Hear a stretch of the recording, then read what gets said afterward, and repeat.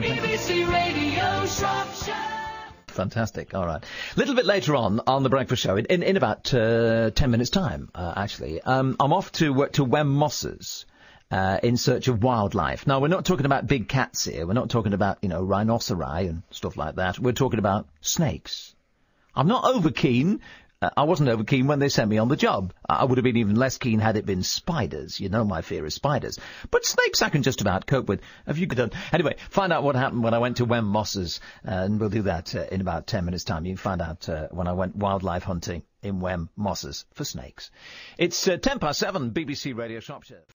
Snake's alive in a few minutes' time. Don't know whether you've ever come across a snake while you've been sitting there having your picnic, and the snake just sort of pops its head round the corner and says, can I have a little bite of that sandwich? Yes, well, if you've seen any in Shropshire, you better tell me where they are, and I can sort of share the information with you, and you can hear my story this morning as I went to Wem Moss's in search of snakes the other morning. BBC Radio Shropshire weather.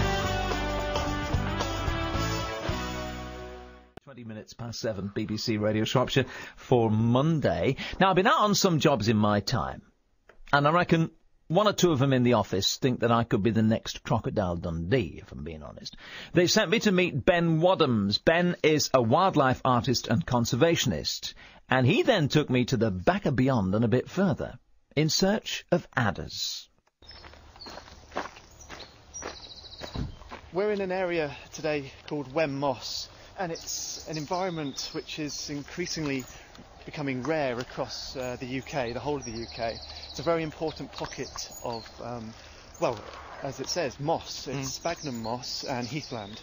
And it's a very, very important habitat for both amphibians and reptiles. And we're hoping to find today the sort of flagship British reptile species, and that's the adder. OK, several questions spring to mind. One, am I in mortal danger? No, not at all. No, they're a very placid, docile species, and they've only been actually attributed to about 12 deaths in the last 100 years. Oh, hold on, boy. You said the word death. Yes, but actually it's not quite as bad as it sounds, because these have all been attributed to anaphylactic shock, which is exactly the same as some people suffer from bee stings. How common are they? Well, they're becoming a lot rarer now. There are localised pockets across the UK, and they're generally found in fairly good numbers within those small pockets. But there should be a heck of a lot more of them, and it's places like this which are being conserved that really help boost their numbers. But unfortunately, there aren't enough pockets like this in the UK anymore. Well, you can join Ben Wadhams and me a little bit later on as we wade into the Mosses area to the north of Wem, looking for adders, and looking very carefully, I'll tell you as well. BBC Radio Shropshire. We're at Wem Moss this morning. I say we, Ben Wadhams and myself, and Ben's the expert. I'm just following on here, finding out what's going on, and on the lookout for adders. Now, it's a lovely sunny morning. I mean, is this almost the ideal time? It is, absolutely, yeah. We call 10:30, around about 10:30, prime snake time, PST, in the business, which is rather sad. But yeah, it's a really good time. They need the UV rays from the sun to warm up their bodies so that they can move around and hunt. So we're looking for them out basking on the sort of higher areas of ground around here. Amongst the heather here, where it's just up from the dampest parts of the moss. So they're not going to surprise me if I'm sitting there with my family having a picnic or wherever, are they?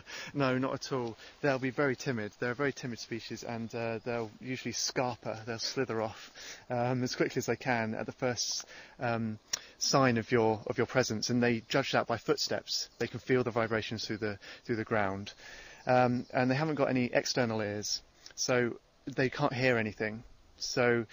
But they can feel vibrations coming up through their bodies, and they'll just vanish. So they're more wary of me than I should be of them? Absolutely, okay. Yeah. Man could get lost in here. It's way above knee high, the sort of the grass growth here. How would I know Mr. Adder if he popped his head out to say hello, Ben? Females are a lot reddish in colour, a lot more reddish than the males, sorry. Reddish, brownish, with a black zigzag down the back. And the males are silver grey colour, predominantly, with that same black zigzag down their back. Females also tend to be a lot bigger, and they both have red eyes with vertical pupils. And that's the way throughout the world, pretty much, that you can tell that it's a venomous snake or not, if it has those slit vertical pupils rather than round ones like you and me.